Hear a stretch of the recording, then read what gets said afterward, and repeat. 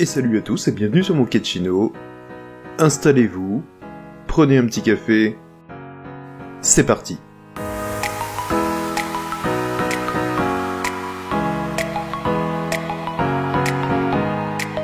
Aujourd'hui, on va plutôt parler de design pattern. Cette vidéo est réalisée en collaboration avec Rayed de la chaîne Practical Programming. Un gros big up à lui, il a fait du super boulot. Je vous mets le lien dans la description et je vous en dis plus en fin de vidéo. Mais avant de démarrer, sachez qu'il ne s'agit pas d'une vidéo classique. En fait, il s'agit plutôt d'un podcast. J'en avais déjà fait quelques-uns sur la chaîne, notamment sur la RNCP ou des conseils que je donnais aux jeunes développeurs. Je vous remets le lien quelque part, je saurais pas où exactement, mais ce sera dans ce coin-là.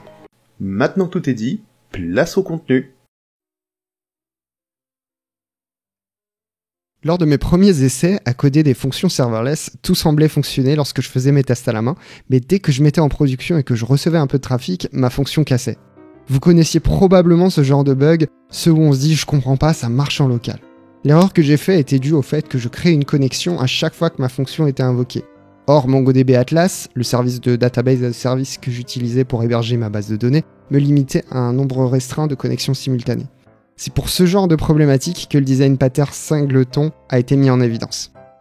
Salut Nicolas, en quoi est-ce que le design pattern singleton peut nous aider et dans quelles circonstances ? Eh bien salut Rayed. Alors, le singleton c'est un design pattern. En gros, c'est une façon standard de coder qui répond à un problème bien précis. Et le problème que le singleton permet de résoudre est le suivant. Comment m'assurer qu'il ne peut y avoir qu'une seule et même instance de mon objet ? Et comment accéder facilement à cette instance unique à travers toute mon application ? C'est exactement le problème que tu as rencontré. Mais pour bien comprendre, faisons une petite analogie. Vous êtes en vacances en Italie. Et vous visitez le Colisée. Seul problème, vous ne parlez pas italien. Fort heureusement, votre guide parle votre langue. Par ici la visite. Par ici. In questo modo la visita. Par ici. Par ici. Merci. Et il vous fait la traduction, ainsi qu'à tous les autres touristes venus visiter ce lieu avec vous. Eh bien, on a là un bel exemple de réutilisation de la ressource, d'unicité et d'accès centralisé. En effet, votre guide est aussi le guide de tous les autres touristes, et il est accessible facilement, car il est au milieu du groupe, et tout le monde peut l'entendre. À votre droite, vous pouvez apercevoir le sommet du monument, et contrairement à ce qu'Ubisoft a bien voulu vous raconter, les Romains ne sautaient pas de plusieurs dizaines de mètres de haut pour atterrir dans des bottes de paille en prenant des poses stylées. Et surtout, il est unique. La suite de la visite, c'est par là. Chaque touriste aurait pu embaucher son propre guide personnel. Mais à quoi bon ? Cela aurait été une débauche de ressources parfaitement inutile. Eh bien, on peut retrouver les mêmes problématiques assez facilement au sein d'une application. Par exemple, dans le cas où nous souhaitons accéder à un objet connecté à un flux vidéo ou à une base de données. On n'a pas besoin de dupliquer les objets. Il est souvent très profitable de réutiliser toujours un unique objet qui remplit cette fonction. Ok, donc si j'ai bien compris, je crée mon objet et je dois stocker quelque part. En même temps, je dois le rendre disponible facilement. Ouais, c'est exactement ça. Et comment est-ce qu'on fait ça ? La plupart du temps, pour créer un singleton, on utilise une méthode et une propriété statique. La propriété va se charger de stocker notre objet. La méthode, elle, sera invoquée par tout morceau de programme désirant accéder à cet objet. Au moment de renvoyer l'objet en question, la méthode va vérifier si l'objet existe déjà. S'il n'existe pas, elle le crée puis le stocke dans la variable statique privée, puis renvoie la valeur, et s'il existe déjà, elle se contente de le renvoyer. Ça a l'air très bien comme pattern, mais du coup, pourquoi est-ce que je ne ferais pas tout en singleton ? Pourquoi est-ce que je ne m'en servirais pas pour faire des contrôleurs ou des services ? Eh bien tout simplement parce que c'est pas forcément pertinent. Le singleton n'est là que pour répondre à une problématique bien particulière, et tu devrais pas l'employer à moins d'y être vraiment forcé, car son utilisation n'est pas sans conséquence. Mais on va le voir un petit peu plus tard. Du coup, juste parce que je me dis que cette classe va être un singleton, elle ne m'empêche pas de créer de nouveaux objets manuellement avec le mot-clé new. Du coup, un développeur qui n'est pas au courant que cette classe est censée être un singleton, il risque de casser les choses dans le code un peu plus loin en voulant instancier cette classe. Pour ça, il existe plusieurs astuces. Dans certains langages comme le Java, cette astuce consiste à passer le constructeur en privé, ce qui rend impossible la création de nouveaux objets à l'aide du mot-clé new. Pour d'autres langages, comme le JavaScript, on peut tricher, en demandant dans les paramètres du constructeur un jeton, une sorte de mot de passe. Si le jeton est bon, alors le code s'exécute normalement. Mais s'il est faux, on jette une erreur avec le mot-clé throw, et on indique dans le message de l'erreur que l'on doit utiliser la méthode statique. Ce jeton, la méthode statique le connaît, et elle peut l'envoyer au constructeur lorsqu'elle créera l'objet.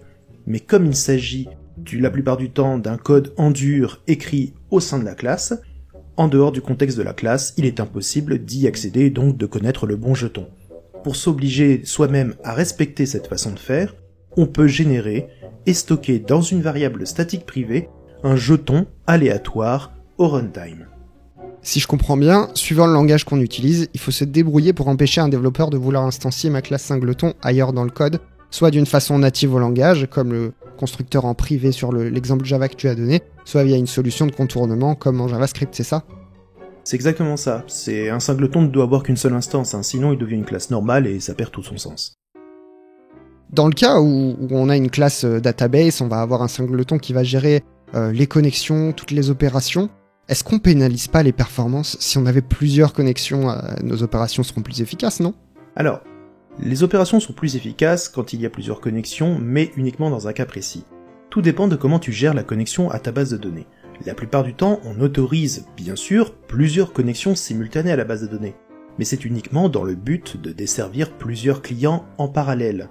Si un client utilise plusieurs connexions à la base de données pour lui tout seul, il utilise trop de ressources pour lui tout seul, ce qui va vite saturer justement le système de gestion de base de données, au détriment de la performance générale de l'application. C'est un petit peu comme si ton touriste tout à l'heure avait plusieurs guides pour lui tout seul. Ça ne rime à rien. D'accord, donc si je comprends bien, le fait de pouvoir avoir plusieurs connexions à une base de données sert plus au fait d'avoir, si j'ai par exemple plusieurs pods, plusieurs instances de mon application pour que chacun puisse créer une connexion et faire les opérations, et c'est pas fait pour que chaque client puisse avoir sa propre connexion et faire ses opérations. Alors, c'est fait pour que chaque client puisse avoir sa propre connexion, mais pas plusieurs connexions. D'accord. Du coup, j'aime beaucoup ce que propose le pattern du singleton, mais j'ai quand même l'impression qu'il va à l'encontre du principe S de Solid, à savoir le Single Responsibility Principle, ou le principe de responsabilité unique. Dans une même classe, je vais me connecter à la base de données, je vais pouvoir faire des opérations de lecture et écriture, de suppression. Est-ce que c'est pas contradictoire selon toi ? Alors, c'est pas contradictoire, mais c'est vrai que le design pattern singleton, si on l'emploie mal, ça devient très vite un anti-pattern, ou une mauvaise pratique, appelle ça comme tu veux. C'est vrai que le design pattern singleton viole le principe de single responsibility, mais pas uniquement. Il en viole également un autre. Il viole le principe de open closed, qui veut qu'une classe puisse être toujours ouverte à l'héritage, mais fermée à la modification. C'est pour ça qu'il ne faut utiliser ce design pattern qu'avec parcimonie et dans des cas bien précis. Évaluer si l'on a besoin ou non d'un singleton, ça peut être parfois très problématique, car en plus de violer les principes solides, il apporte son lot de couplage fort. Toutefois, dans le cas qui nous occupe, son utilisation reste quand même assez pertinente. Ouais, du coup, c'est exactement le contre-exemple de ce que je disais au début en disant pourquoi est-ce que j'utiliserais pas un singleton sur un contrôleur ou un service. C'est parce qu'en fait, ça nous crée des couplages forts. C'est d'ailleurs le plus gros reproche qu'on fait au singleton, en fait, c'est qu'il est très contraignant en termes de dépendance. Là, on donne souvent l'exemple de la classe database, et toutes les méthodes qui sont sous le capot, qui vont être liées à la techno de base de données, qui vont être très difficiles à bouger. Alors certes, on ne change pas de techno de base de données tous les ans, mais dans d'autres parties d'une codebase, on peut se retrouver avec un couplage très fort. Comment est-ce qu'on peut fonctionner avec un singleton et tout en essayant d'avoir des pratiques comme l'injection de dépendance qui permet de limiter le couplage ? C'est justement l'une des plus grosses difficultés à utiliser ce design pattern. Il s'accorde assez mal avec le couplage faible. On peut essayer de toujours utiliser les mêmes principes que pour l'injection de dépendance, à savoir se reposer beaucoup sur l'utilisation d'interfaces, mais ça reste, quoi qu'il arrive, du bricolage. C'est pourquoi il faut faire très attention quand on l'utilise, en fait. Pour conclure sur ce pattern, dans quel cas d'usage est-ce qu'il ressort le plus souvent ? Quelles sont les situations où on doit se dire « Tiens, ça ressemble à un cas où le singleton serait pertinent ». Alors, les cas les plus souvent utilisés, les plus souvent retrouvés, sont les cas que, par exemple, le cas que tu as rencontré, la gestion d'une connexion unique à une base de données, ça c'est un des use cases les plus répandus. On a également l'accès à une façade ou à un front controller. Souvent, en fait, on a besoin d'accéder au front controller pour lui envoyer une notification ou alors une URL et il le dispatche à travers un autre contrôleur qui est plus spécialisé.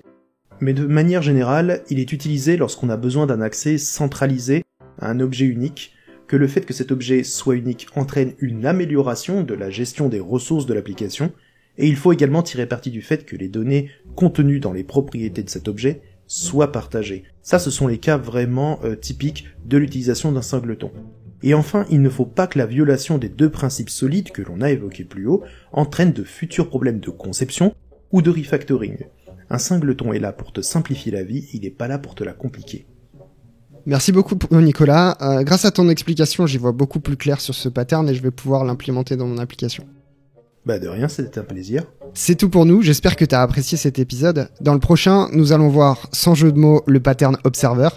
C'est tout pour aujourd'hui, on te dit à très bientôt pour un petit café Design Pattern. Tout à fait. Et n'oubliez pas de vous abonner à la chaîne Practical Programming, parce que c'est vraiment du bon travail qui est fait dessus. Rayed, je suis très content d'avoir passé ce moment avec toi.